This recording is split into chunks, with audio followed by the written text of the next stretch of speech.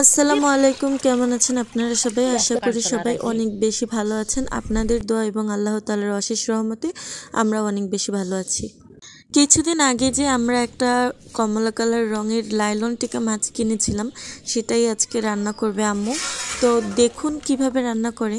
মাছ রান্না করার জন্য আর ফুলকপি রান্না করার জন্য যা যা প্রয়োজন তা সব আম্মু এবার কেটে কুটে জোগাড় করে নিচ্ছে। এখানে আছে ফুলকপি, আলু, সিম, পেঁয়াজ, কাঁচামরিচ, টমেটো এবং ধনিয়া পাতা।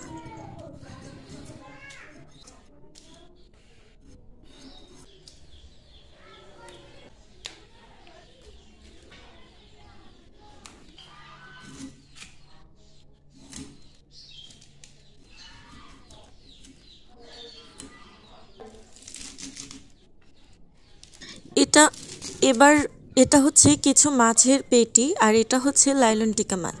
এবার আমরা রান্না শুরু করব। রান্না শুরু করার জন্য চুলায় কড়াই দিয়ে দিয়েছে, তার মধ্যে দিয়ে দিয়েছে তেল। তেলের মধ্যে পেঁয়াজ কুচি এবং আদা বাটা, রসুন বাটা দিয়ে দিয়েছে, তার মধ্যে দিয়ে দিয়েছে হলুদ এবং মরিচও। এবার দিয়ে দিচ্ছে একটু পানি কষিয়ে নেওয়ার জন্য। এবার এই পেঁয়াজ মরিচগুলো ভালোভাবে কষিয়ে নিতে হবে। দেখুন কতটা চমৎকারভাবে কষিয়ে নিয়েছে, কালারও চেঞ্জ হয়ে গেছে। এবার তার মধ্যে দিয়ে দিয়েছে পরিমাণ মতো লবণ এবং কাঁচামরিচ কুচি।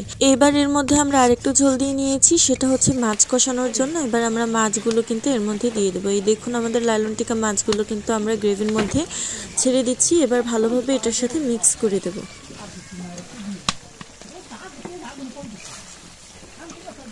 ভালোভাবে মিক্স করার পর কিন্তু এর মধ্যে আমরা মাছের পেটিগুলোও দিয়ে দিচ্ছি, এটাও দিয়ে দেব মিক্স করে। এবার কিছুক্ষণ কষানো হয়ে গেলে আমরা এর মধ্যে ঝোল দিয়ে দেব, আর দিয়ে দেব টমেটো কুচি, যেগুলো আমরা একটু আগেই কেটে রেখেছিলাম। এবার দিয়ে দিচ্ছি ধনেপাতা কুচি। এবার চুলায় রেখে কিছুক্ষণ রান্না করলেই কিন্তু আমাদের তরকারিটা একদম রেডি হয়ে যাবে। শুধু মাঝে মাঝে আমাদের একটু নাড়াচাড়া দিতে হবে, এই আর কি। তো দেখুন আমাদের তরকারিটা কিন্তু প্রায় হয়ে এসেছে। আমার মনে হচ্ছে আমি ফোনের মধ্যে থেকেই ঘ্রাণ পাচ্ছি। আমাদের মাছের তরকারি রান্না শেষ। এবার আমরা সবজি রান্না করব। তো কড়াইয়ে তেল দিয়ে দিয়েছে, তার মধ্যে দিয়েছে পেঁয়াজ কুচি আর কাঁচামরিচ কুচি, তার মধ্যে কিন্তু মাছের টুকরো দিয়ে দিয়েছে। তারপর দিয়ে দিয়েছে একটু পানি, তার মধ্যে হলুদ মরিচ দিয়ে ভালোভাবে কষিয়ে নেবে। আর আদা বাটা রসুন বাটাও দিয়ে দিয়েছে সাথে। এবার এটাকে ভালোভাবে কষিয়ে নিতে হবে।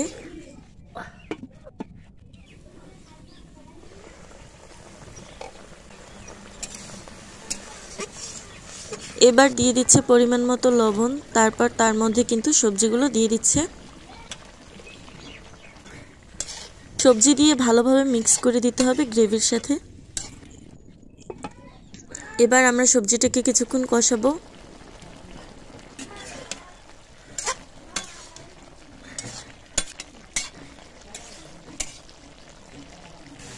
এবার আমরা সবজির মধ্যে ঝোল দিয়ে দেব। পরিমাণ মতো ঝোল দিয়ে দেওয়া হয়ে গেছে। এবার আমরা দিয়ে দেব ধনেপাতা কুচি, তারপর দিয়ে দিয়েছি টমেটো কুচি। আর এবার চুলায় রেখে কিন্তু কিছুক্ষণ রান্না করলে আমাদের এই তরকারিটাও একদম রেডি হয়ে যাবে। তো আমাদের তরকারি প্রায় রেডি হয়ে গেছে, আর আমাদের তরকারি কিন্তু হয়ে গেছে। দেখুন কত চমৎকার মজাদার শীতের সবজি। আর লালন টিকা মাছটাও খুবই মজাদার ছিল। আপনারা বাসায় অবশ্যই ট্রাই করে দেখবেন, খুবই ভালো লাগে। এই হচ্ছে আমাদের মাছের তরকারি, আর খুবই ভালো ছিল। আপনারা অবশ্যই ট্রাই করবেন। ঘরের খাবার ভালোই হয় সবসময়। ঘরের খাবার খান, সুস্থ থাকুন। আল্লাহ হাফেজ।